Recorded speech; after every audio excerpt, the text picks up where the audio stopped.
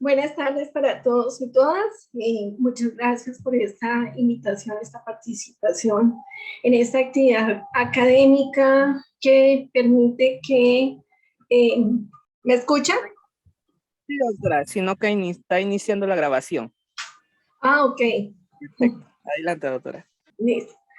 Les decía que estoy muy agradecida por este espacio que permite que socialicemos y nos volvamos unos multiplicadores de estas actividades forenses que, como anteriormente, si ustedes participaron en el módulo anterior, les decía que en Colombia el trabajo social forense básicamente es un campo muy limitado, donde de pronto por desconocimiento los estudiantes no han ingresado a las instituciones para ser parte de este proceso de formación y crecimiento profesional. Voy a empezar a compartir aquí la charla. Por favor, indican si la ven.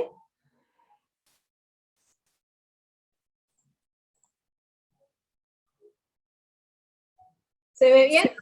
Sí, perfecto.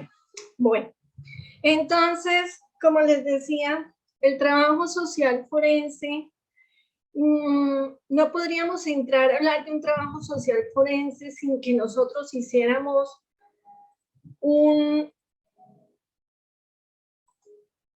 caminar por unas definiciones o unas diferencias teóricas del ámbito forense, como son el perito, el peritaje, el dictamen, el informe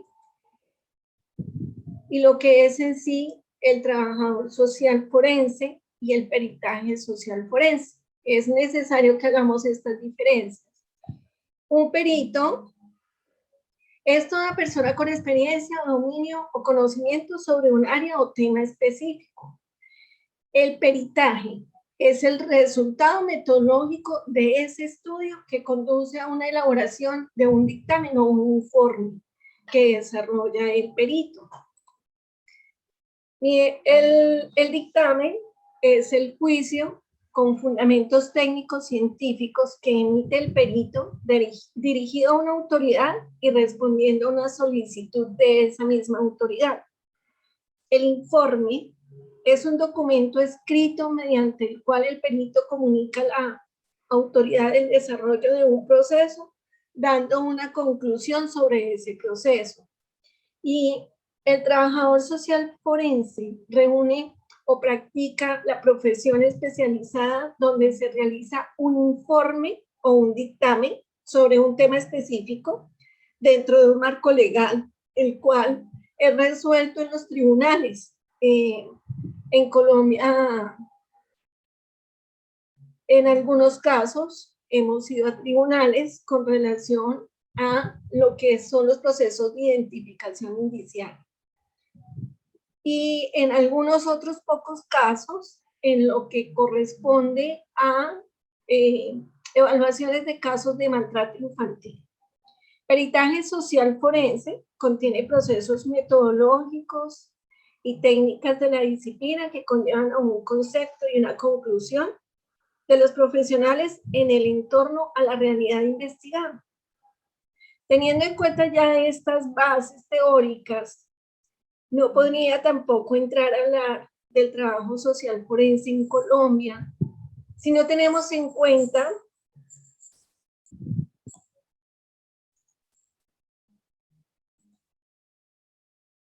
las competencias del trabajador social en la prueba pericial. Y estas competencias tienen una preparación de intervención, una recolección de datos, una comunicación y una interpretación. Esos 4 ámbitos se desarrollan en Colombia a la luz de una normatividad que rige la actual acción forense y nace, en nuestro caso, con la Constitución de 1991 en los artículos 2, 12 y 113. El artículo 2, no voy a hacerles una clase aquí magistral de derecho, ni mucho menos, pero este marco legal me parece interesante que ustedes lo conozcan para que sepan el lineamiento en el que nos desenvolvemos a nivel forense los trabajadores sociales en Colombia. El artículo 2 nos habla sobre los fines esenciales del Estado, de servir a la comunidad y promover la prosperidad general y garantizar la efectividad de los principios, derechos y deberes que se consagran en esta Constitución. El artículo 12 dice que nadie será sometido a desaparición forzada. Y el artículo 113 habla de los diferentes órganos del Estado que tienen funciones separadas para colaborar armónicamente en la realización de sus fines. Cuando ustedes vayan viendo, a medida que voy pasando esta parte del marco legal, van a darse cuenta que estoy hablando como de dos ámbitos, porque recuerden bien que nosotros tenemos dos actuaciones, una que tiene que ver con patología forense, que cubre todo lo que tiene que ver con cadáveres, personas fallecidas, y con búsqueda de desaparecidos. Y la otra parte es la parte clínica, que es la evaluación de lesiones personales, la valoración de maltrato infantil, abuso sexual, la violencia de género, los establecimientos de edad,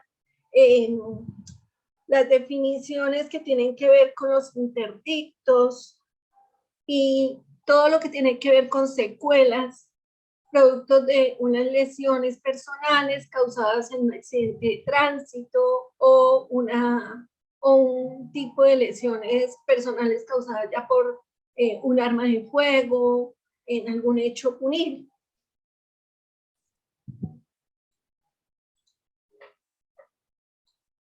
Entonces, siguiendo aquí, vemos que aparece el decreto 786 de 1990, por el cual se reglamenta parcialmente el título 9 de la ley 9 de 1979 en cuanto a la práctica de la autopsia clínica y médico-legal, así como las bisectomías, y se dictan otras disposiciones.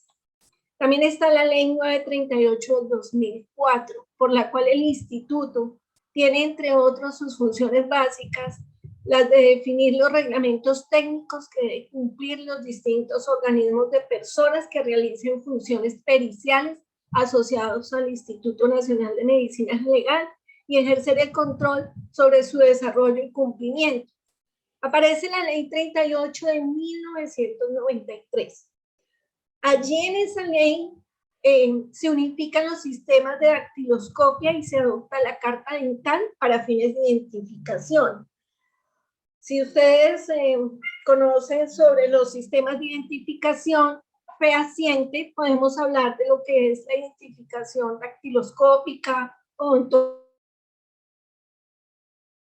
ontológica, y la más joven de todas, la que tiene que ver con los procesos de genética o cotejos de grupos parentales por genética con un posible fallecido para indicar su parentesco y afirmar que se trata de esa persona que están identificando.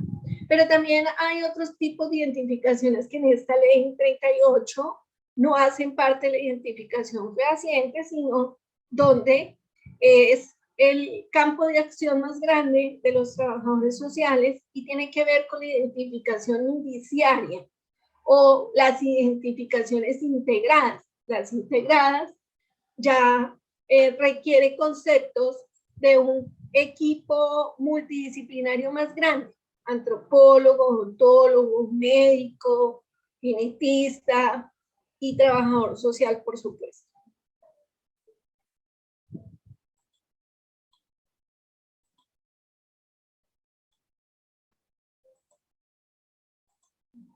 En el marco de la ley 589, por la cual se tipifica el genocidio y la desaparición forzada, el desplazamiento forzado y otras disposiciones, es cuando se da el nacimiento del Sistema Nacional de Registro del que yo les hablaba, que se denomina CIRDEC. Este CIRDEC permite tener registro de personas fallecidas como de personas desaparecidas. La Ley 971 del 2005, por medio de la cual se reglamenta el mecanismo de búsqueda urgente y se dictan otras disposiciones. Es decir, que se activa mediante un mecanismo emitido por una autoridad competente para que se hagan todas las actividades con miras a evitar la desaparición forzada. Ley 975 del 2005, por la cual se dictan disposiciones para reincorporar miembros de grupos armados organizados al margen de la ley que contribuyan de manera efectiva a la consecución de la paz nacional, y se dictan otras disposiciones para los acuerdos humanitarios. Estos decretos 4218 del 2005 reglamenta el artículo 9 que mencionaba la ley 589 del 2000, que es ya en sí cómo va a funcionar el CIRDEC y quién va a ser su administrador. Eso lo decretaron para que Medicina Legal fuera el administrador nacional del sistema, pero tiene usuarios de otras instituciones que tienen que ver con nuestro aparato judicial, como son las policías judiciales, CTI, SIJIN, las fiscalías, Gaula de secuestro especializadas y otras entidades que tienen que ver con los derechos humanitarios. El decreto 929 del 2007, por el cual se establece el reglamento de la Comisión de Búsqueda de Personas Desaparecidas, creada por la Ley 589 del 2000. Esta Comisión de Búsqueda de Personas Desaparecidas tiene la participación de varias instituciones, como son Medicina Legal, la Fiscalía, la Personería de Derechos Humanos, la Defensoría del Pueblo, las policías judiciales, CTI y SIJIN, que son los entes investigadores,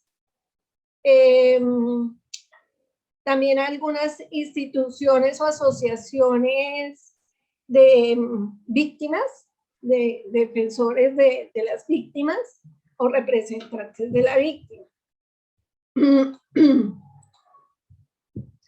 La resolución 281 del 2008 del Instituto Nacional de Medicina Legal, por medio de la cual reglamenta el acceso al sistema de información y a la red de desaparecidos y de fallecidos, mediante la creación de un usuario único personal para cada interviniente de acuerdo a su rol, y hace las limitaciones de las acciones que puede realizar esta persona en la base de información. No todos los que tenemos acceso podemos tener, valga la redundancia, acceso a todos los ítems de la base de información. Porque, como les digo, no solamente se registra información que tiene que ver con personas desaparecidas, sino con elementos probatorios para los juicios y que tiene que ver con las causas de muerte de una persona que ha sido traída por autoridad competente con una solicitud para que se practique la necropsia médico-legal.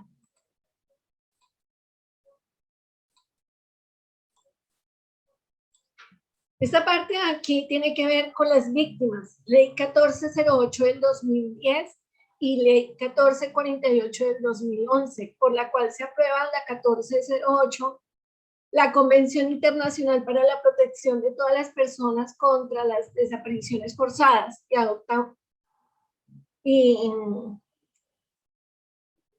las desapariciones forzadas el 20 de diciembre del 2006, y la Ley 1448 del 2011, por la cual se dictan las medidas de atención, de asistencia, de reparación integral de las víctimas del conflicto armado interno, y se dictan otras disposiciones para restitución de tierras, o la Ley de Víctimas y Reparación, de las familias que han perdido seres queridos en hechos de desaparición forzada.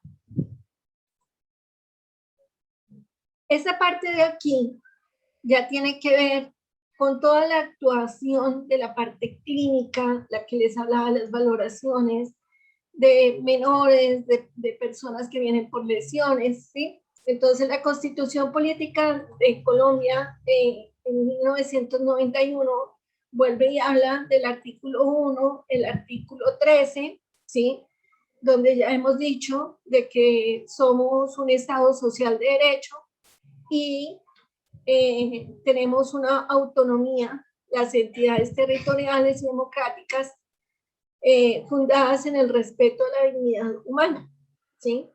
Y el artículo 13 que habla de que todas las personas nacen libres e iguales ante la ley y recibirán las mismas protecciones y trato de las autoridades y gozarán de los mismos derechos y libertades y oportunidades sin ninguna discriminación. El Código Penal, en sus libros 2, capítulo 1, capítulo 3, capítulo 5, capítulo 6 y el libro título 2 dice, delitos contra la vida y la integridad. El capítulo 1 habla de los genocidios. Ya ustedes pueden, con esta bibliografía, si quieren leer un poco más sobre esta parte. El capítulo 3, las lesiones personales que les mencionaba.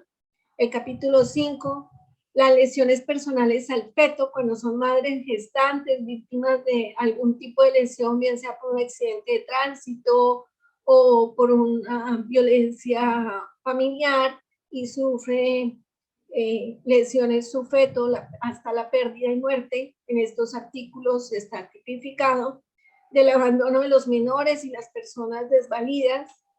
También hablan allí de los interdictos, los delitos contra las personas y bienes protegidos por el derecho internacional humanitario. Los capítulos del 136, delitos contra la libertad individual y otras garantías, y también hablan de la desaparición forzada. El capítulo 5, los delitos contra la autonomía personal, y el capítulo 1 de la violencia intrafamiliar en sus artículos 22.919.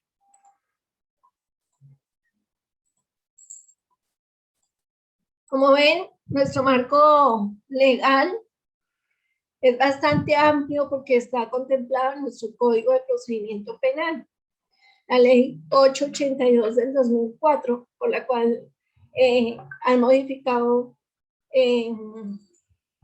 la Ley 589 del 2000, y también todo lo que tiene que ver con el Código de Infancia y Adolescencia en la Ley 1098 del 2006. Este tiene esos artículos que nos corresponden dentro del libro 1, título 1, las disposiciones generales, principios y definiciones, los derechos y libertades y las garantías de los derechos, obligaciones de la familia y de la sociedad y del Estado con los menores, las medidas de restablecimiento de los derechos y las autoridades competentes para el restablecimiento de derechos de los niños y las niñas y los adolescentes, que aquí en Colombia pues está el ICBF y la Policía de Menores que se encargan de estos temas. El sistema de la responsabilidad penal para los adolescentes y las otras disposiciones, cuando son menores de edad y cometen algún delito, los principios rectores y definiciones de estos procesos a los que son sometidos estos jóvenes, y los procedimientos especiales cuando los niños y las niñas y los adolescentes son víctimas de algún delito.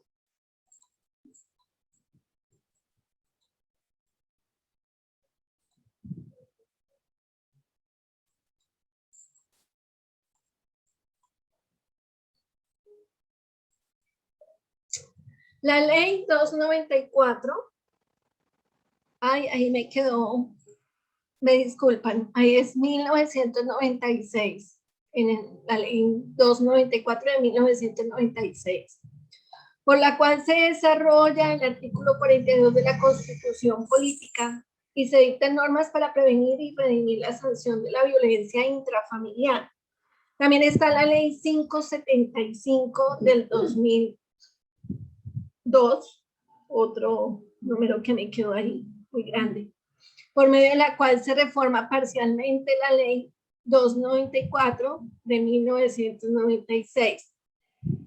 El decreto 652 del 2001, por la cual se reglamenta la ley 294 de 1996. Todos estos,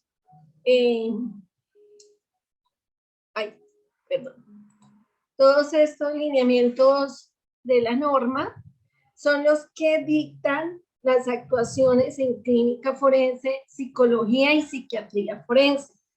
Ley 1257 del 2008, por la cual se dictan normas de sensibilización, prevención y sanación de formas de violencia y discriminación en contra de la mujer. También está el capítulo 1, 2, 3, 5 y 7. Disposiciones generales, los principios, los derechos, las medidas de protección para la mujer y de las sanciones.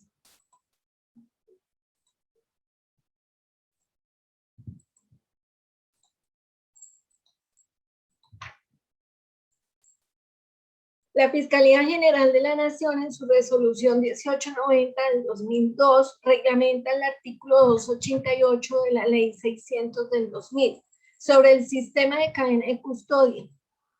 El sistema de cadena de custodia en nuestro sistema acusatorio es el que da el avalación, avala pues nuestras pruebas dentro de nuestros informes periciales.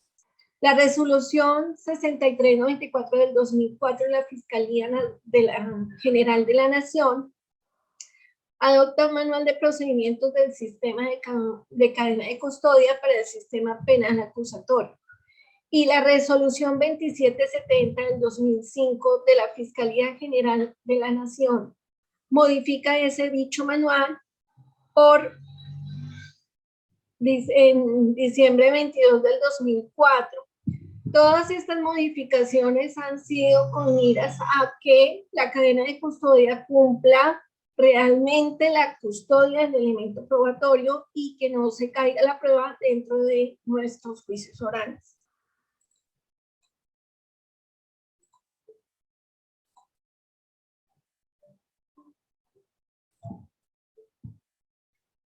Bueno, la circular 012 del 2005 del Instituto Nacional de Medicina Legal implementa el formato único de cadena de custodia, y la resolución 000606 del 2006 de Medicina Legal, por la cual se adopta el instructivo para utilizar los rótulos de cadena de custodia, los elementos materiales de prueba y las evidencias físicas en el Instituto Nacional de Medicina Legal.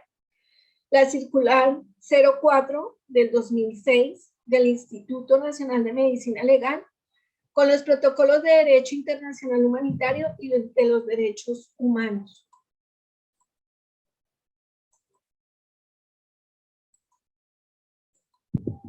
También tenemos la guía de atención para la mujer maltratada con la resolución 412 del 2000 del Ministerio de Salud, sobre todo aquellas mujeres que son víctimas de delitos sexuales, que acuden a los sistemas de salud en Colombia y que han sido víctimas de un hecho de estos, deben de aplicar esta guía para la toma y la garantía de que estas evidencias van a ser luego enviadas al instituto para su debido análisis de acuerdo a la solicitud del oficio petitorio de la Fiscalía. La Convención contra la Tortura y otros tratos o penas crueles, en la resolución 3946 de la Asamblea General de las Naciones Unidas del 10 de diciembre de 1984. También están los principios relativos a la investigación y documentación eficaces de la tortura y otros tratos o penas crueles. inhumanos o degradantes en la resolución 5589. Y el protocolo de Estambul, que es el manual para la investigación y documentación de la tortura y otros actos o penas crueles.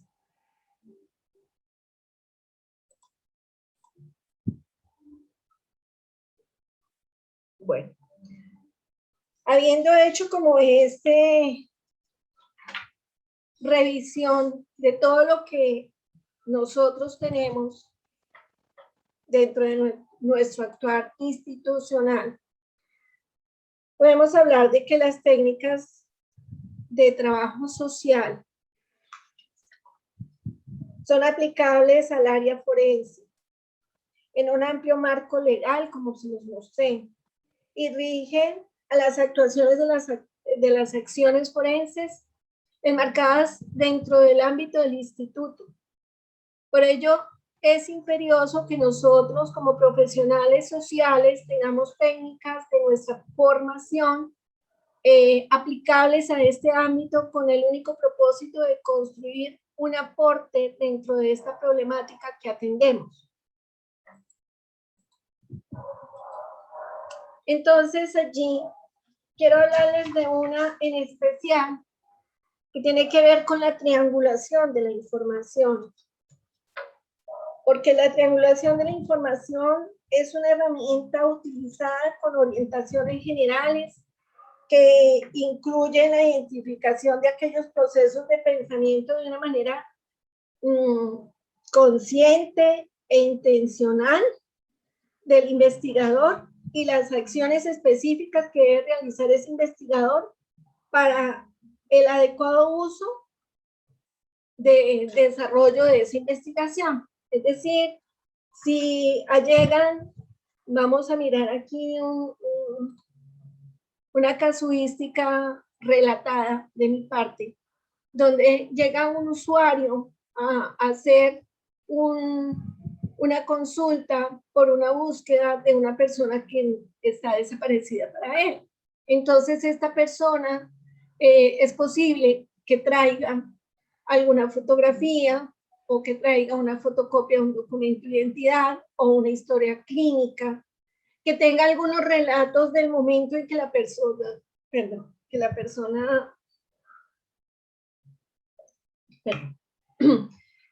desapareció. Y adicionalmente a eso, traiga una descripción detallada de la ropa que esta persona traía. Entonces, el investigador lo que hace es utilizar el sistema de información primero para hacer una verificación de que esta persona no tenga un registro anterior. Y con los nombres, apellidos, se hace una búsqueda alfabética. Si no arroja algún caso que coincida, se mira con número de documento. Entonces, al no aparecer un registro con ese nombre y ese número de documento, se inicia una entrevista. Entonces, ya está la parte documental que trae la persona y adicionalmente viene la parte de la entrevista con ese familiar, donde él aporta una serie de elementos que se van registrando. ¿Y qué elementos son? Unos son datos personales, donde está el nombre, la edad, número de documento, fecha de nacimiento, ocupación, estado civil.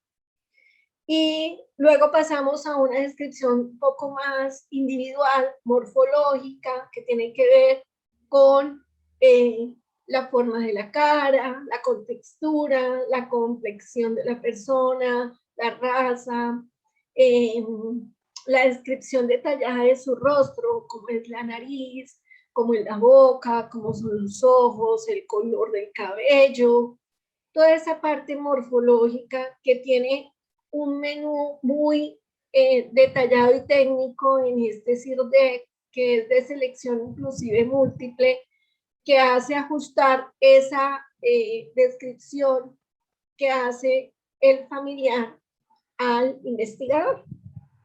Posteriormente pasamos a unos datos del hecho en sí, en qué circunstancias desapareció, en qué momento, hacia dónde se dirigía, si se presume que fue una desaparición forzada, por qué se presume, si hay evidencias del ámbito donde se desapareció, es decir, que hay otros observadores que pueden dar fe de esa versión. Si aparte de eso en ese lugar había cámaras y quedó un video, si de pronto fue llevado en su vehículo y el vehículo se reportan las placas del vehículo, sea moto, sea carro, una serie de elementos que la persona va entregando a este investigador, quien va registrando, que en este caso es el trabajador social en el instituto el que practica este tipo de entrevistas. Posteriormente se deja un registro de la persona que hace este reporte con el ánimo de que si a futuro se requiere ampliar alguna información, podamos ubicarlo y podamos reentrevistarlo como ha pasado, porque por algunas circunstancias quedan informaciones en blanco, sin información o con datos confusos, porque de pronto la persona estaba muy atribulada en el momento que se presenta y presenta estas confusiones. Entonces, se hace necesario de pronto hacer una reentrevista o con el tiempo se requiere contactarlo porque tenemos un candidato posible para ese registro de ese desaparecido. Hay otros datos allí que tienen que ver con las señales particulares que también son del individuo que desaparece, y las señales particulares son detalladas una a una, es decir, si la persona tiene un tatuaje, una cicatriz, una cirugía, un lunar, si hay alguna característica particular en él, que sea de nacimiento o que él se la haya hecho, como un piercing, una perforación, o le hayan practicado alguna cirugía de tipo de tratamiento por alguna situación médica. Y hay una historia clínica que ellos puedan aportar. Esos elementos también hacen parte de los documentos que ellos nos traen. Están los registros odontológicos, donde cuando se hace la entrevista, la descripción del trabajador social corresponde a una información muy de la familia, es decir, ellos no saben la numeración, no saben una descripción odontológica técnica, entonces nos van a hablar de ausencias superiores, inferiores, posteriores, lado derecho, lado izquierdo, cosas así, y de esa manera se registra, porque el trabajador social tampoco es odontólogo. Pero, aunque somos técnicos forenses y tenemos esta formación aquí dentro de nuestro desarrollo, respetamos mucho la información que el familiar da, a no ser que nos presenten una historia clínica odontológica donde se haya practicado algún tipo de tratamiento ese familiar y se haya tenido acceso y ellos no lo hubieran podido traer para poderla remitir al odontólogo forense para que nos haga el registro dentro de la información. Entonces, como ven, vamos, entrevista, documentación, historias clínicas, documentales y vamos en relatos. Entonces allí estamos viendo cómo esta triangulación se va dando, ¿sí? Y no solamente tenemos la parte relatoria que nos da la familia,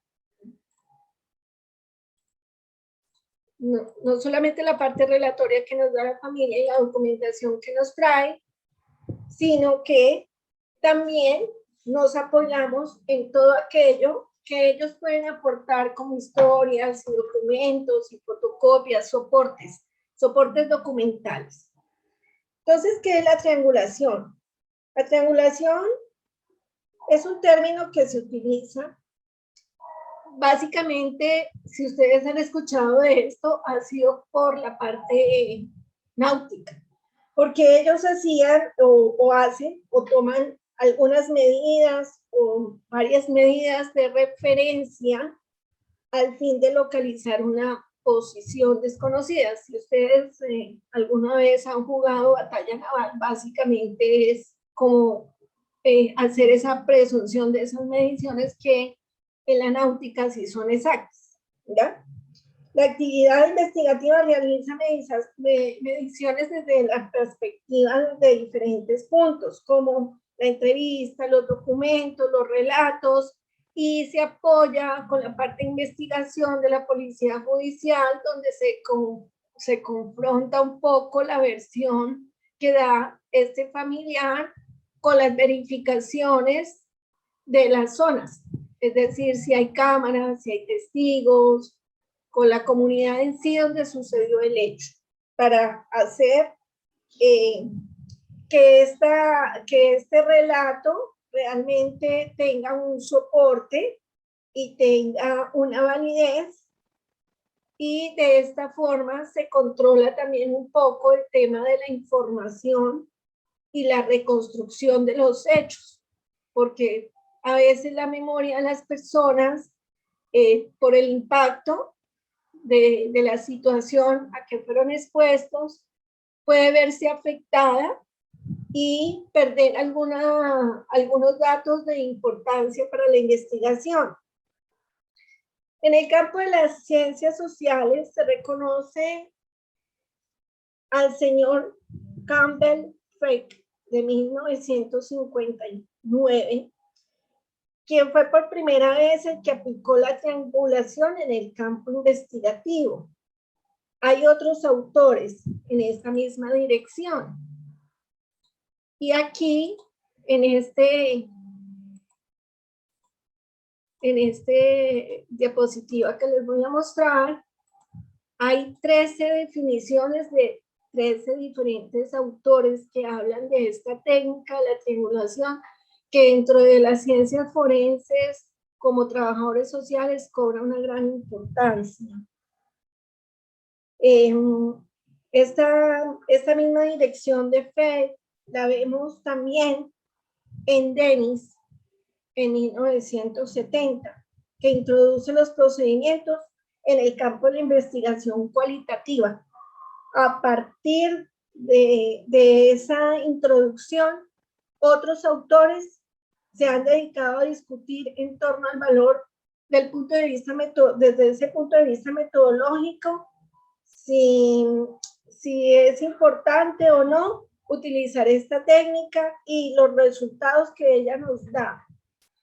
Genera también como saberse algunos errores, porque pues de todas formas se reconstruye no solamente con una entrevista, sino con la memoria de las personas que participan en ella.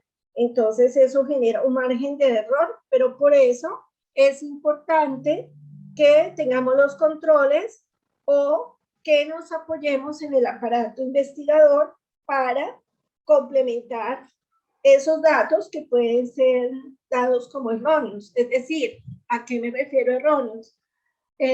Un hecho de hace unos 10 años puede tener unas diferencias en un día o 2 días o 3 días al hecho, pueden haber conservado el mes, más el día puede haber fallado, y eso tiene gran importancia para determinar, por ejemplo, la fecha de muerte, ¿sí? Cuando estamos hablando de el hallazgo de una fosa.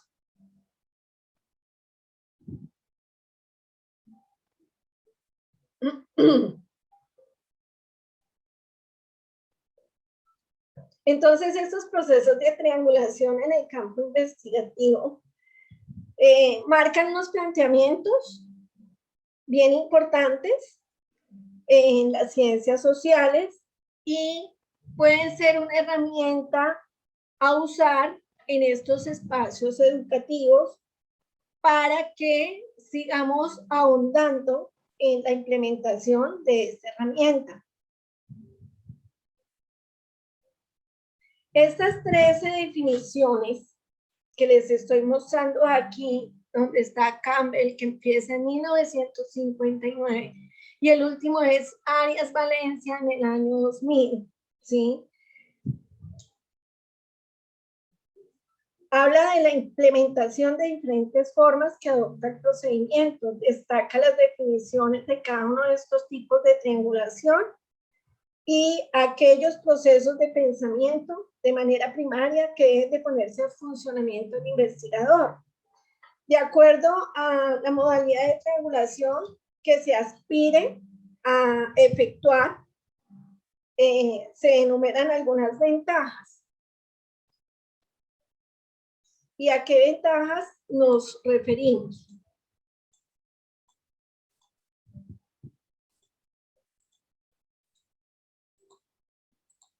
Aquí vemos que, de acuerdo al método que escoja el investigador a utilizar, que en nuestro caso está bien parametrizado por el instituto bajo nuestros manuales de procedimientos y nuestra plataforma de información, también podemos tener diferentes datos como los que aportan las familias, los que aportan de pronto el acta de inspección, los que aportan las historias clínicas y algunas teorías que se dan en el momento de analizar los hallazgos en el cuerpo.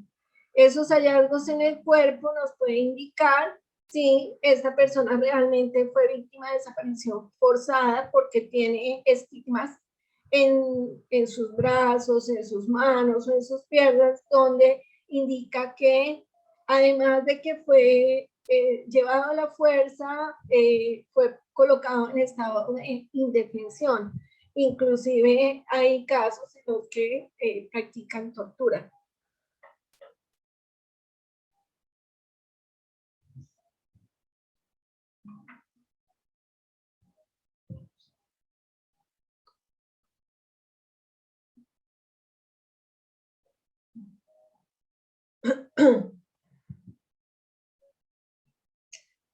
Bueno, hay varios métodos para el abordaje del mismo objeto problema y como les digo, se emplean varias teorías, fuentes, datos, métodos para abordar esa situación. Se utilizan también los diferentes datos a los que tenemos acceso, la utilización de diferentes técnicas de indagación, porque a veces hacemos la entrevista técnica como está establecida, guiándonos por el sistema de información para este registro, pero también dentro del sistema hay preguntas y contrapreguntas que permiten validar algunos datos. Por ejemplo, los datos que tienen que ver con domicilio, para nosotros son de gran importancia porque no podemos perder el contacto con el individuo que nos está dando la información y en 2 o 3 espacios se pregunta este dato y debe ser consistente. Al encontrar alguna inconsistencia, entonces hacemos la verificación de la información para que esto se corrija. Eso es lo que tiene que ver con datos de ubicación de personas, pero también en el relato, porque a veces los relatos son un poco vagos, porque si ustedes vieron la normatividad que les di, hablaban algo de reparación de víctimas, y en ese sentido también nos cuidamos de que se desgaste el aparato creando casos que no hacen parte de esa población y quieren acceder a esos derechos que da la ley.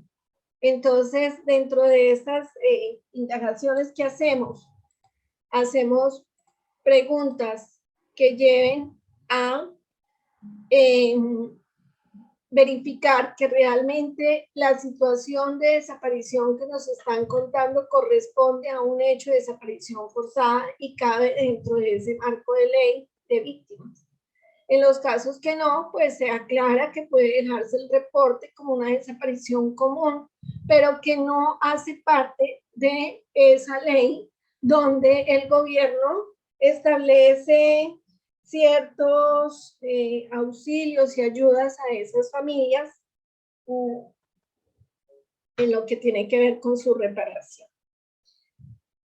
Entonces, ¿con qué fin podemos emplear esta triangulación?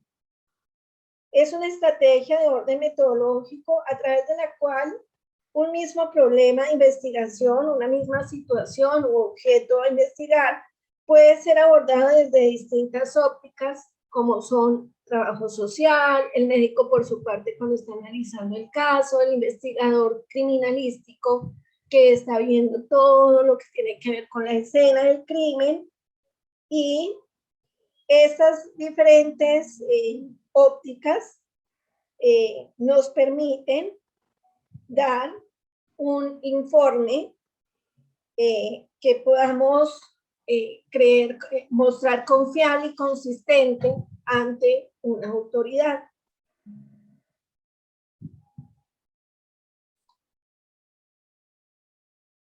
Es importante, entonces, hablar aquí sobre la ética del trabajador social al momento de hacer sus intervenciones dentro de este sistema acusatorio, donde por ningún motivo podemos dejarnos sesgar por nuestros propios prejuicios al momento de hacer una intervención, ni tampoco volvernos tan solidarios porque caemos en el sesgo.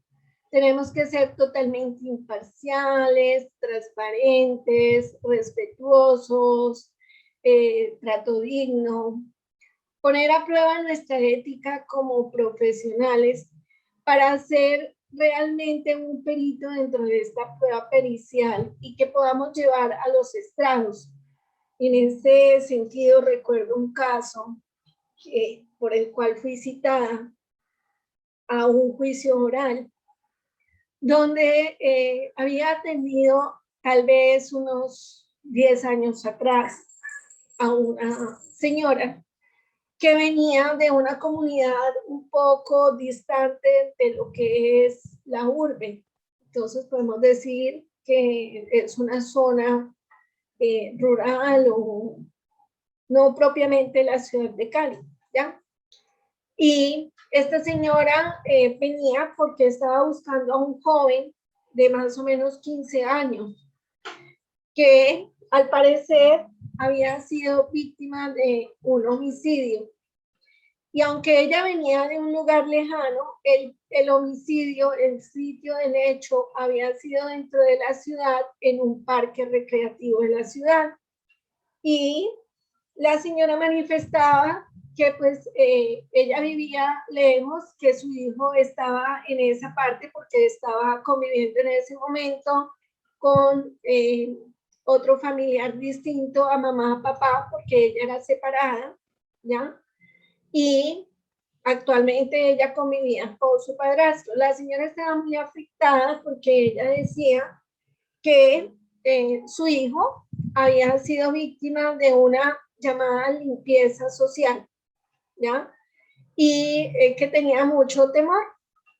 Bueno, yo hice la entrevista de todo lo que me correspondía con fines de identificación. Ella no traía un documento de identidad del joven porque el joven, pues como por esa separación y esa desligación de la familia, había un poco de desorden en ese sentido. No había sido, no le habían sacado la tarjeta de identidad, que es el documento de identificación de los menores de los 7 a los 14, a los 18 años. Aquí en Colombia, cuando se cumple 18 ya pasamos a cédula, entonces de los 7 a los 17 años, 18 es la tarjeta de identidad, ¿ya? Y esa tarjeta de identidad en ese momento era un documento de papel, ¿sí?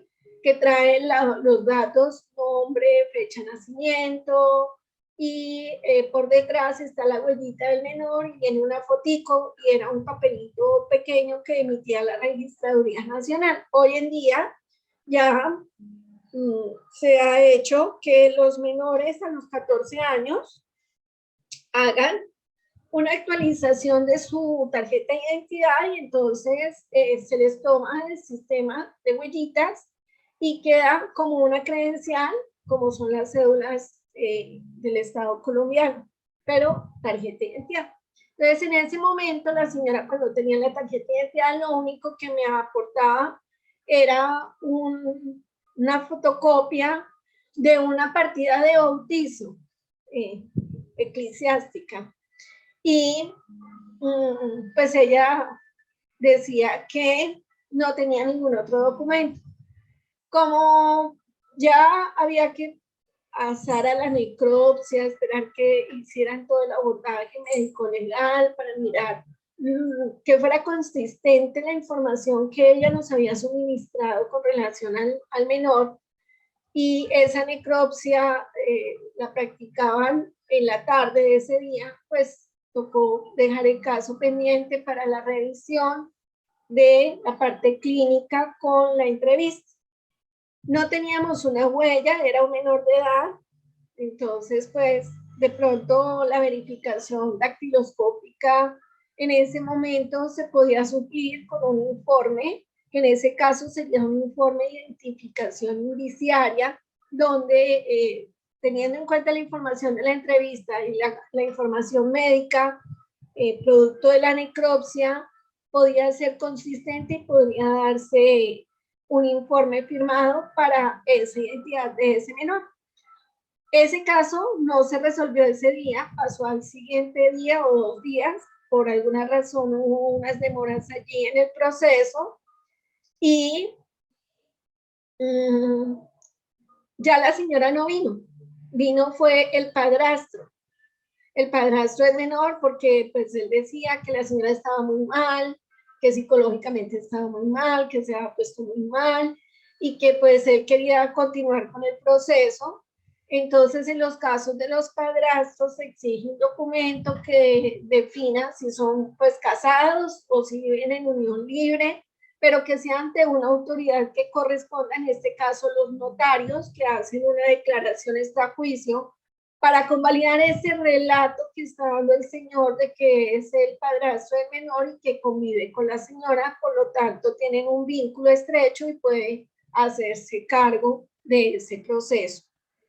Bueno, finalmente se remite a fiscalía, el fiscal pide toda la documentación que se envía con el informe de identificación indiciaria y los documentos que el señor aportó para convalidar o soportar esta información que daba de que era el padrastro, y la partida de bautizo, fotocopia del menor, que era la que indicaba el nombre de la mamá, la fecha de nacimiento y el sitio donde fue bautizado aquí en Colombia. Bueno, nos volvemos a nuestro juicio oral cuando soy llamada. Como les digo, eso no pasa ahí mismo, sino son años después, llamada por el fiscal que va a hacer la defensa del informe pericial, y la otra parte que es la defensa del acusado, que es el homicida del menor. A mí me llama el fiscal para prepararme para esa audiencia y me hace un prontuario de preguntas con las cuales él pretende convalidar el informe pericial que se hizo con fines de identificación indiciaria. La identificación indiciaria indica justamente eso, son indicios, pero pues tiene la indicación de que puede tratarse sí o no de la misma persona. Va sustentada con la entrevista, la correlación con los hallazgos del cuerpo si las hay, y la consistencia de la información con relación al acta de inspección, más los soportes que nos entregan. ¿Ya? Hasta allí podemos hacer los trabajadores sociales con respecto a lo que es un informe de identificación indiciaria. Y el fiscal pues convalida todas las preguntas, la experiencia, bueno, él iba a la fija que íbamos a ganar, Okay. Cuando me sientan en el estrado y hacemos el juramento y el fiscal, el juez en ese momento hace el juramento de que diga usted la verdad, nada más que la verdad, y bueno, todo lo que hacemos en un estrado. Y me siento como testigo, experto, pero nunca esperé semejante pregunta de la defensa. La defensa me decía, bueno, primero convalido de que ese dictamen sí lo he hecho yo, efectivamente esta es su firma, sí señor, esta es mi firma, este es mi dictamen, sí señor. ¿Recuerda usted el hecho? Pues yo en ese momento no puedo decir que lo recuerdo porque eran muchos años, solamente que pues he hablado con el fiscal para la preparación de la audiencia, pero eso tampoco se dice en el juicio.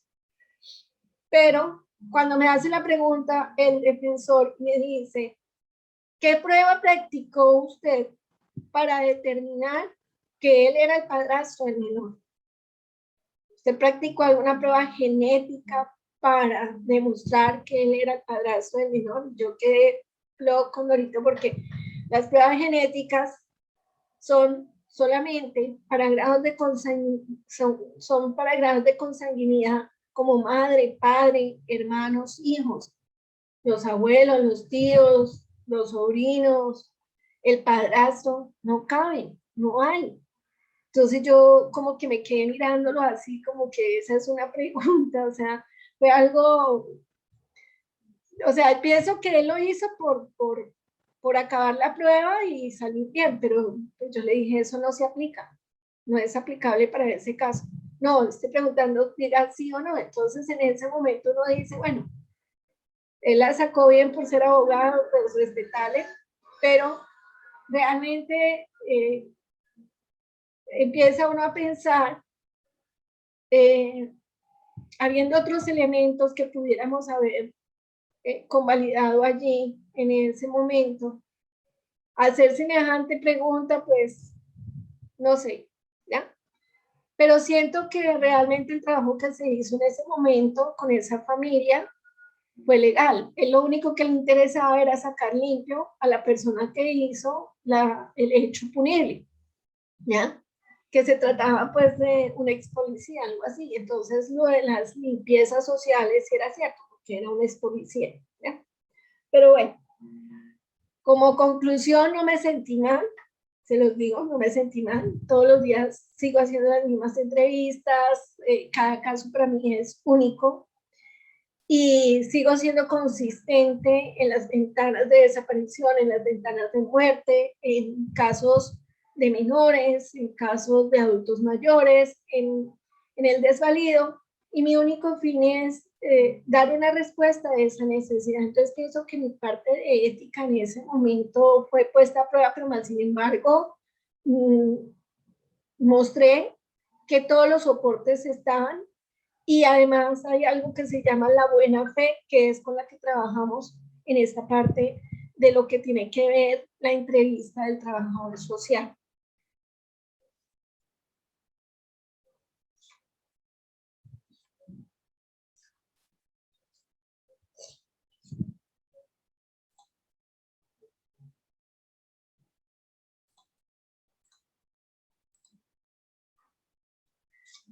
Esta parte de la autopsia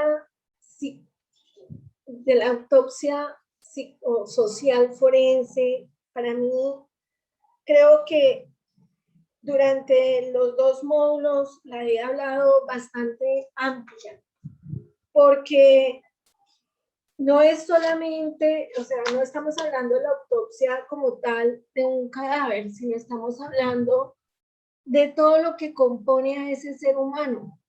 La ocupación, su ocupación dentro de un grupo familiar, qué representaba esa persona para ese grupo familiar, en qué situaciones se vio inmerso para terminar fallecido, cuando son las muertes violentas cotidianas de la ciudad o cuando son víctimas de unas muertes que llegan mucho tiempo después, ¿sí?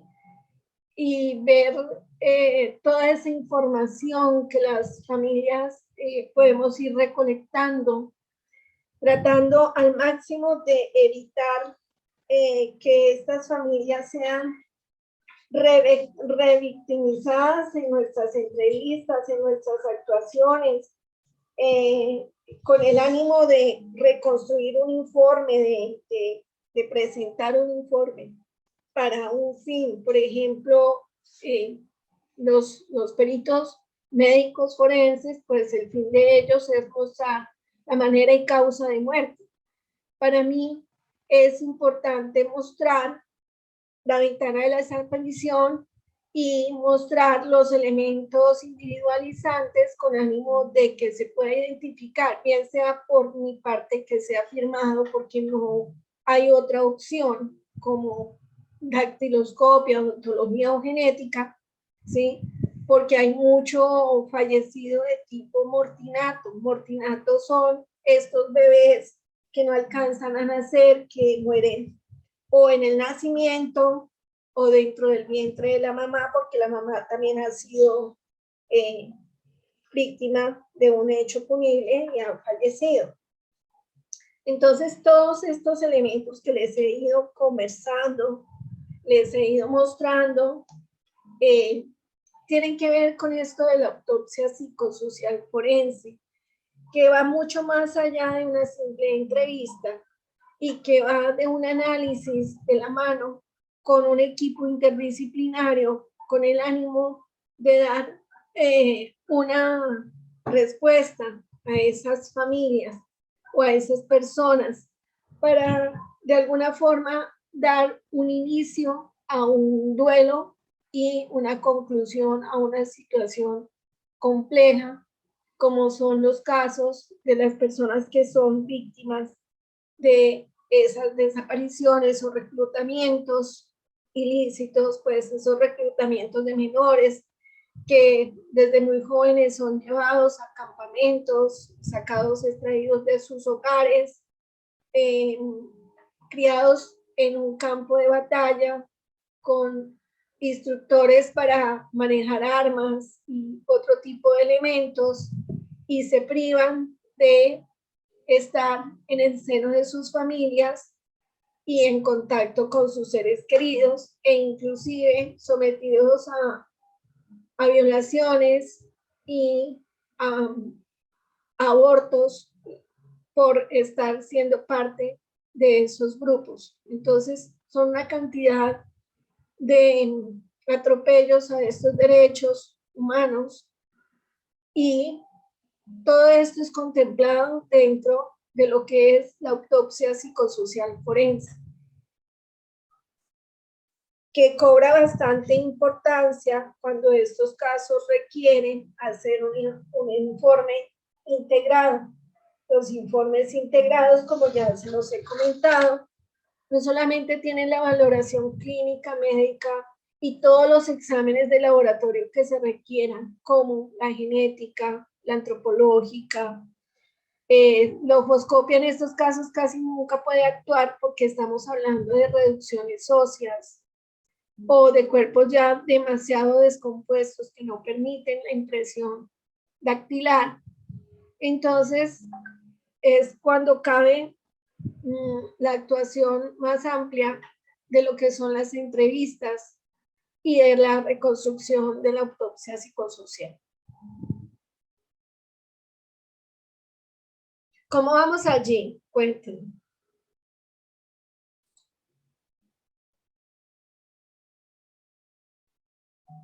¿Sí me escuchan?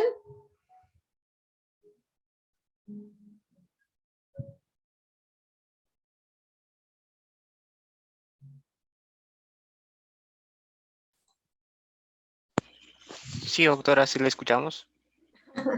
Ah, bueno, es que estaban tan silenciosos que dije, bueno, me están escuchando. Ok. Bueno. Entonces miremos aquí la construcción del informe.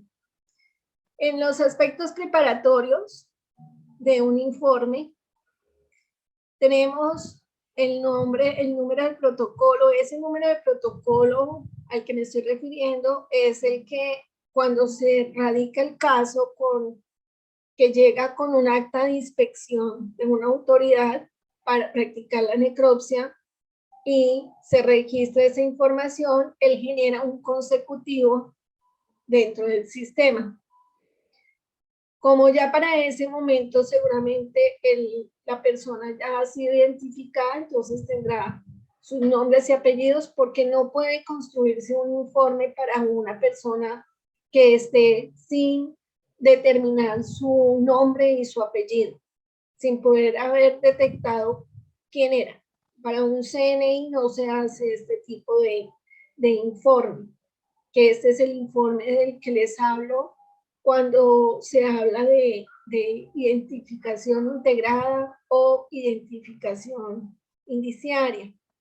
Luego está el nombre del perito, el médico, pues en este caso mi nombre no aparece allí arriba porque yo no practico las necropsias. Yo hago parte de toda la recolección de la información y si es integrado lo firma el médico perito. Inclusive a veces lo firman hasta 2 peritos porque si está el médico y está el antropólogo, está el odontólogo, o si solamente lo vamos a convalidar con la información clínica y la información social, lo firmamos los 2, ¿ya? Luego está el número de acreditación de la persona, pues ellos tienen allí su número. Está la fecha de iniciación, está la dirección, el teléfono, bueno, unos datos allí de contacto de ese perito. Luego el cuerpo del informe que trae toda la parte descriptiva clínica. En el cuerpo del informe están todos los hallazgos clínicos externos que están correlacionados con la entrevista, si vamos a hacerlo solamente desde lo social, o dentro de ese cuerpo de informe están todos los hallazgos clínicos, los antropológicos, los ontológicos, que fueron consistentes con los soportes presentados, como cuáles. En el caso ontológico, cuando llevan moldes, radiografías, historias clínicas, se comparan con el registro que se puede tomar del cuerpo y esa información se incluye aquí en la parte del cuerpo del informe. Y si adicionalmente se ha practicado algún análisis laboratorio, como sería para este caso una genética para terminar de comprobar la parentalidad de la persona que está dando la información con ese cuerpo, se anexa esa conclusión, más no todo el informe. La conclusión y anexos es donde ya se dice que todo esto indica que el cuerpo radicado con el protocolo tal que dice allá arriba corresponde al nombre de fulano de tal, con documento tal, nacido tal, ¿sí? Entonces, eso permite que podamos enviarle a la autoridad correspondiente un informe con todo el soporte técnico que él requiere para poder emitir una orden para que se pueda entregar este familiar, esta persona fallecida, y se pueda continuar con el proceso de destino final del cuerpo.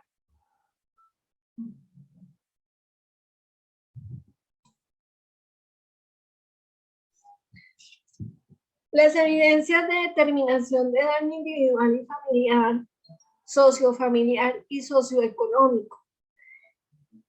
Cuando yo les hablaba a ustedes de toda la información que se toma, nosotros hablamos de qué ocupación tenía esa persona, qué representaba esa persona dentro de su grupo familiar. Muchas veces era el proveedor, era el único que trabajaba, era el hijo que se hacía cargo de la abuelita, de la mamá, era como la cabeza de familia.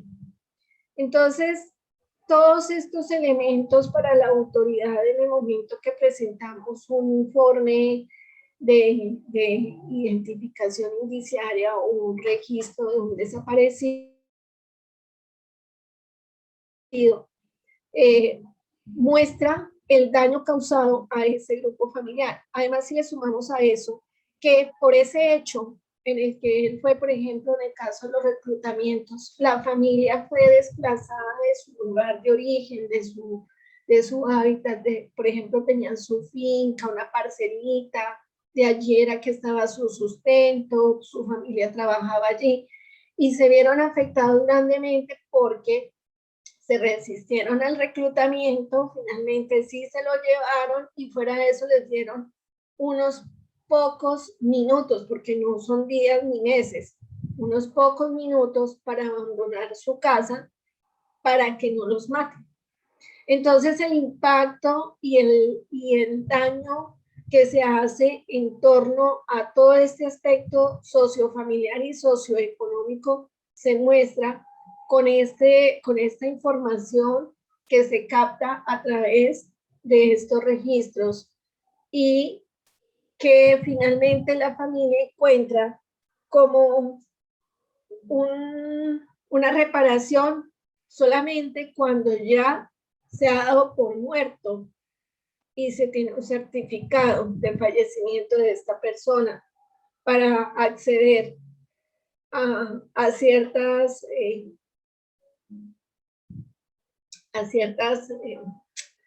reglamentaciones que tienen las normas de las víctimas.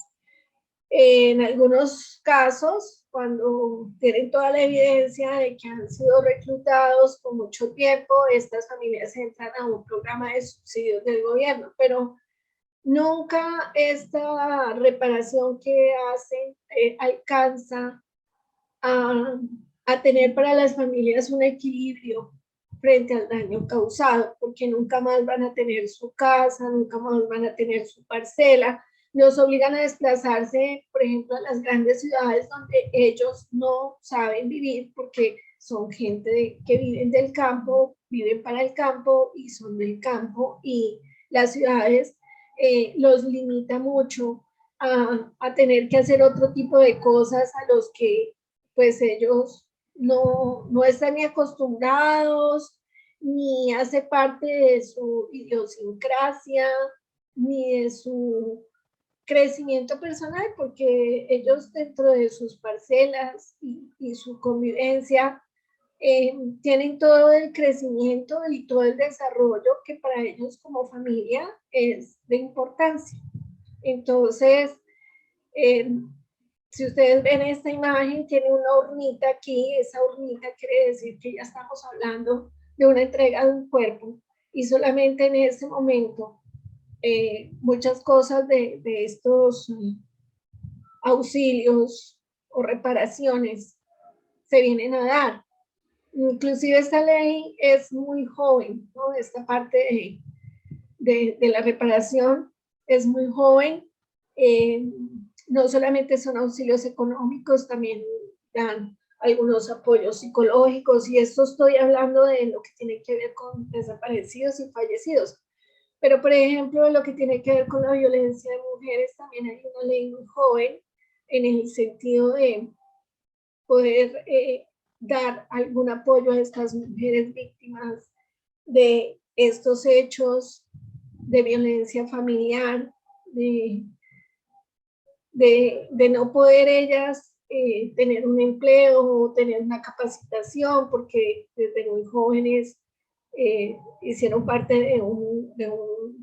de una convivencia conyugal asociada a otras cosas. Hay centros hoy en día que a estas mujeres las acoge, trata de darles alguna capacitación con la cual ellas puedan ser independientes, puedan restablecer su nivel socioeconómico, porque estas mujeres víctimas de estos hechos por lo general son dependientes económicas, entonces no tienen una independencia, tampoco tienen un arte que les permita tener algún ingreso, ¿sí? Entonces ya actualmente hay instituciones creadas para capacitar a las mujeres, para llevarlas a ser productivas, a mostrarles que ellas también pueden ser las que generen sus ingresos y puedan sostener a sus hijos, porque muchas de ellas se someten a estas situaciones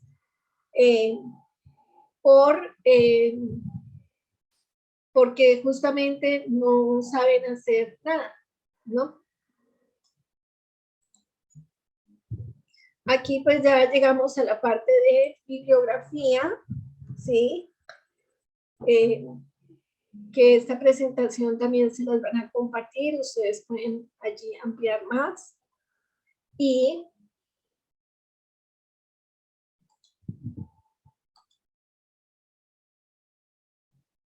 leer otras cosas. Podemos hablar,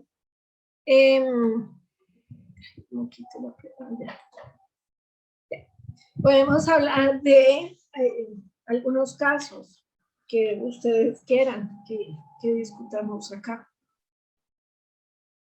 Pues ya les he presentado, por ejemplo, el de este niño, pero por ejemplo, el tema que más me compete compartir son, por ejemplo, las jornadas de víctimas. Hacemos jornadas de víctimas para recepcionar las entrevistas de aquellos casos que no han tenido acceso a poder denunciar la desaparición de un familiar. Entonces vamos a ciertas zonas. Por ejemplo, aquí en el valle hay una zona muy compleja que es Buenaventura, es el puerto, y en esa parte hay mucha parte veredal, ¿sí? Y hemos ido a hacer jornadas en coliseos y colegios. ¿Cómo son esas jornadas? Hacemos la parte de registro de esa entrevista de ese familiar y vamos con un equipo de genética para tomar las muestras a los familiares de primer grado de consanguinidad de ese desaparecido que estén allí disponibles para nosotros poder tener esos perfiles genéticos. Entonces, además de hacer el registro, de tomar las muestras, de dejar toda la evidencia genética para procesarla y subirla al CODIS, que es la base de información de perfiles genéticos, con el ánimo de cruzar con perfiles genéticos de personas fallecidas, hacemos una intervención interinstitucional donde participan fiscalías, ¿sí? Y ellos hablan de estas normas que hay para la reparación de víctimas, se les orienta cuál es la ruta, se les indica de qué manera se puede acceder por internet a estar como haciendo un seguimiento de la trazabilidad, de la evolución de la investigación de esa desaparición, porque la desaparición en sí es una investigación que concluye con que podamos encontrar viva a la persona o que concluya con un desafortunado deceso de la persona y que finalmente años después podamos entregar un cuerpo, porque casi siempre los hechos de desaparición forzada no se encuentran cuerpos frescos, ¿ya? Hablamos casi siempre de osamentas, de fosas. Eso en lo que tiene que ver con acercamiento a la comunidad, en lo que tiene que ver con registro de la información. También hacemos otro tipo de acercamientos a la comunidad, porque cuando yo les hablaba de la Comisión Nacional de Búsqueda, donde está la Personería de Derechos Humanos, la Defensoría, el CTI, la SIGIN, Medicina Legal, en Cali, en cada ciudad de Colombia, hay una comisión pequeña localizada dentro de cada ciudad, pueblo o corregimiento, ¿sí? ¿Y a qué me refiero? Es la presencia, por ejemplo, en Cali, de que hay una Personería de Derechos Humanos, una Defensoría, hay oficina del CTI para personas desaparecidas, hay oficina de la SIGIN para también atención de personas desaparecidas y obviamente una oficina de medicina legal.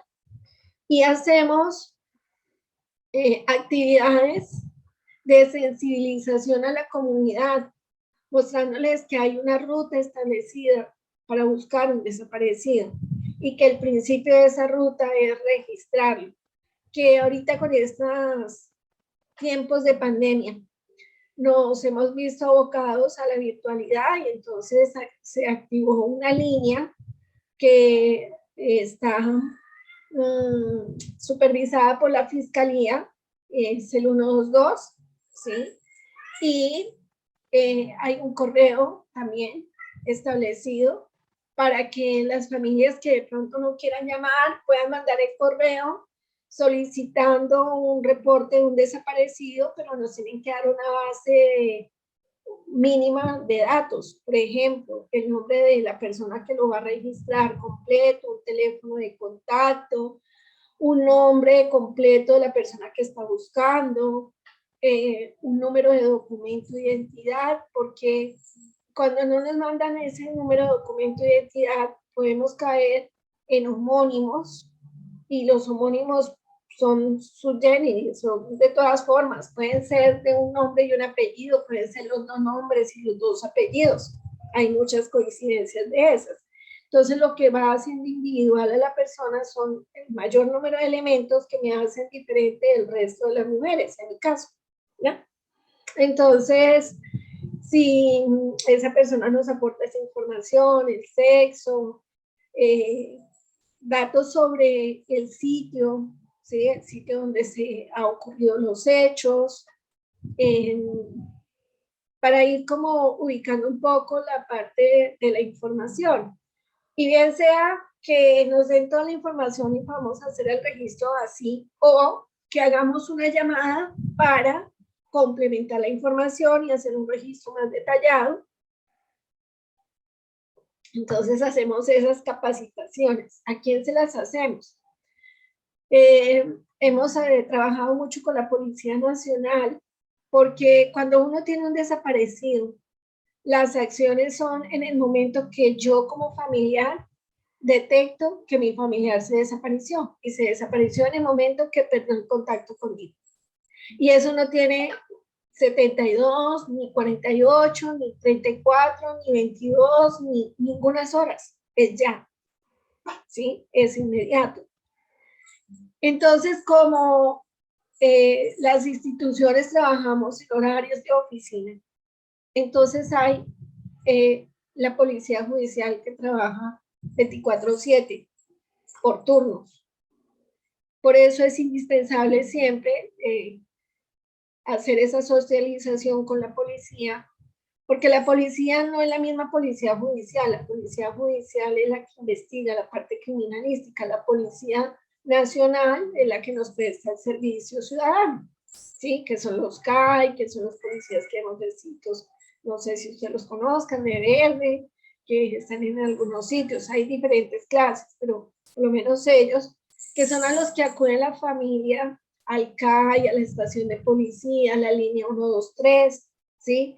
Y entonces le dicen, no, espérese de 72 horas, y entonces ahí sí nos lo reporta. Entonces hemos hecho en todos estos años que llevamos aquí trabajando en la ciudad de Cali, esa sensibilización con la policía respecto a la orientación hacia los civiles de cómo es la ruta para buscar un desaparecido. Y no es que la persona tenga que ir de sitio en sitio, que eso también se ha mejorado mucho con este trabajo de las condiciones de la ruta, de cómo funciona, porque antes las personas iban en un peregrinaje larguísimo de una institución, de un hospital, y no sabían a dónde ir ni cómo hacer. Entonces la idea es que no suceda eso, para que no sean víctimas de otras cosas que suceden en torno a un desaparecido, como los chantajes, las extorsiones, ¿sí? Sino que se haga el registro con la ruta por la línea, o bien sea presencial. ¿Y a dónde pueden ser presenciales? Eso también lo incluimos allí en la ruta. Y aquí hay unos puntos de atención donde las personas pueden ir. Es la Oficina de Atención al Ciudadano, la Personería de Derechos Humanos, que tienen acceso al CIRDE, pueden hacer un registro. Es la Oficina de Medicina Legal aquí en San Fernando de Cali, y es la oficina de la Fiscalía URI en el centro. Pero pues, como les digo, en estos tiempos de pandemia todo se ha virtualizado un poco más, entonces ya los casos físicos que atendemos físicos ya son por citaciones, porque falta algunas cosas, porque vienen de lejos y vienen con acción humanitaria, por ejemplo el 6R, que es el Comité Internacional de la Cruz Roja, que hace acciones humanitarias, y a esas poblaciones que son muy aisladas y tienen de pronto algo adicional que es amenazas, ¿sí?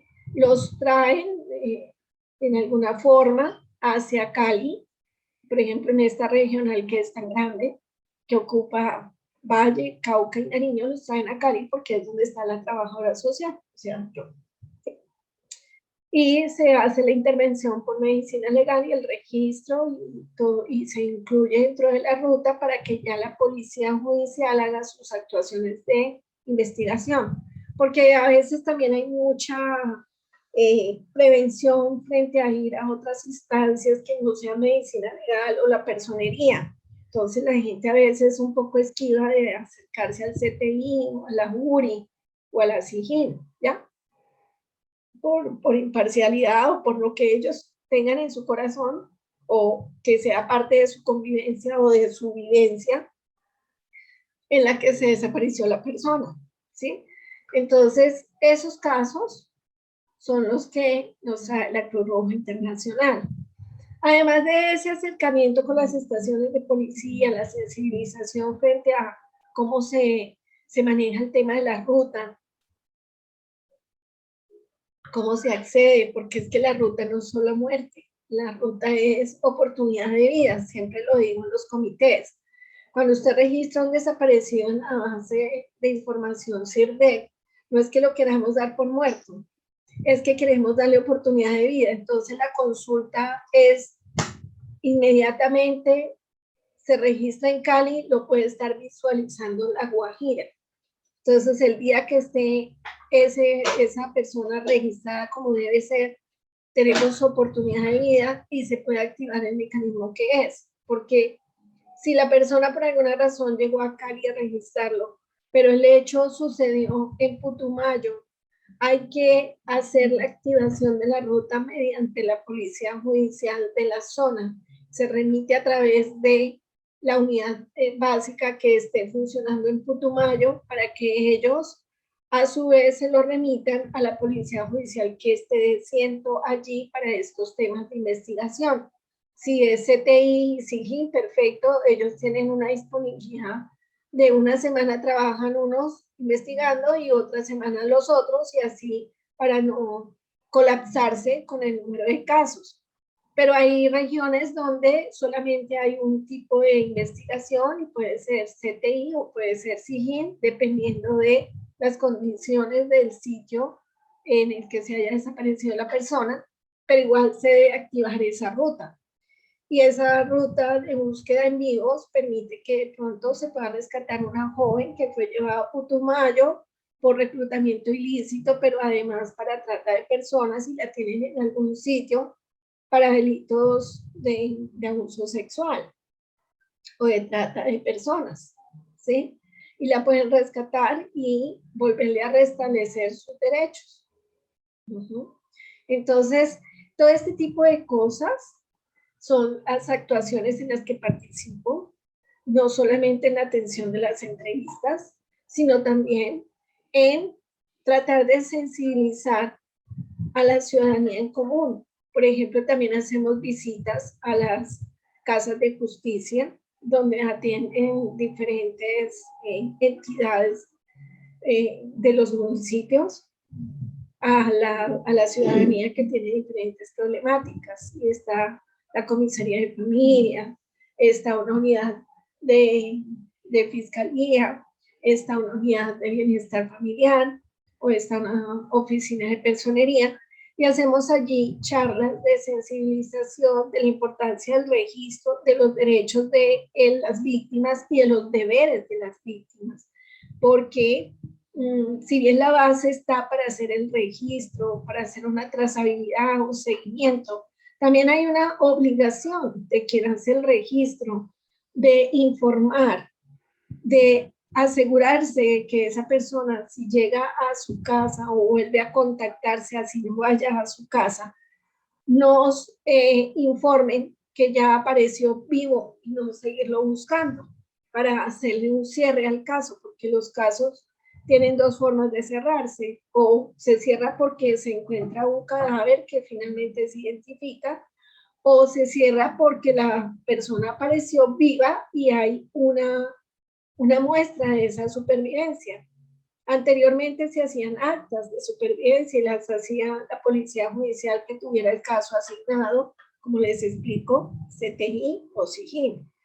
Pero con este tema de la pandemia y la virtualidad, nos hemos visto abocados a reinventarnos con videos filmados por la misma persona, donde dice su nombre, bueno, la fecha en que lo toma, su número de documento, y que está bien, porque hay personas que se desaparecen no por hechos forzados, sino por voluntad propia y no quieren que sus familiares sepan dónde está. Y eso también es un derecho que se respeta. Y al familiar que informa se le indica que apareció vivo, pero que no desea que sepan dónde está, ¿ya? Pues en personas adultas, porque en los menores sí hay que hacer restablecimiento de derechos, ¿no? Un menor desaparecido que diga, no, es que me fui de finca y no quiero volver a la casa, no. Lo ubican las entidades que les corresponden y el restablecimiento de derechos implica entregarlo otra vez a sus custodios familiares responsables. No sé si tengan alguna pregunta.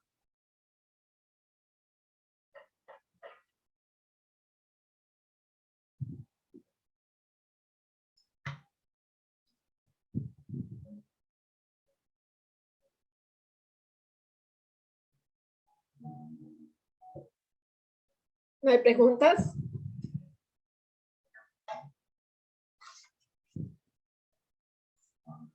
Bueno, entonces aquí hay una parte que tiene que ver. Ay, perdón.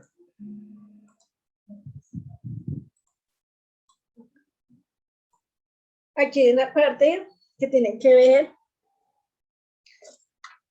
con algunas reflexiones sobre los vínculos familiares, ¿sí? Entonces, les dejo allí como que la reflexión profunda, comprometida y crítica sobre la familia y sobre nuestros vínculos más cercanos, que nos permitan estos tiempos aminorar un poco estas incertidumbres, ¿sí? Y que nos den una certeza y una certeza de poder dar una respuesta o poder coayudar un poco en estos ámbitos donde hay como tanto desasosiego en el manejo de estas situaciones. Todo depende en la realidad social en que estemos inmersos. Pero este actuar que me atañe y que tal vez a ustedes les interese, nos permite formarnos en estos aprendizajes de comunicación y de reconocer esas interacciones de todos dentro de un mecanismo coordinado, de una metodología con fines a suplir unas necesidades sociales ante todo, pero dando una respuesta a la justicia, un soporte a la justicia, con una transparencia en el manejo de esta información y una entrega dentro de nuestros actuares.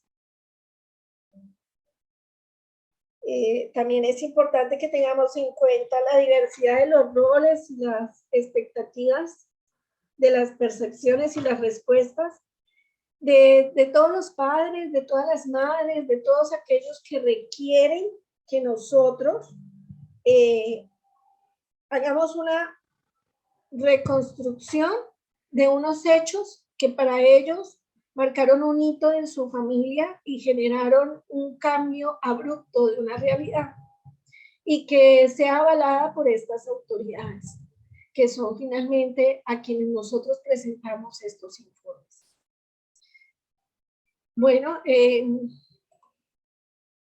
si no tienen más preguntas, si no hay nada que ustedes quieran que ampliemos, yo aquí ya creo que quedo con el tema abordado. Espero que haya sido interesante, que esta visión de trabajo social dentro de Colombia, en lo que enmarca el Instituto Nacional de Medicina Legal, muestre la importancia de que más trabajadores sociales ingresemos a estas actuaciones. Gracias. Gracias, doctora. Con esto finalizamos la clase, estimados participantes. También le vamos a enviar una invitación de que a las 8 tenemos otra clase programada con el doctor Pacheco Mandujano. Gracias. Gracias. Gracias. Gracias.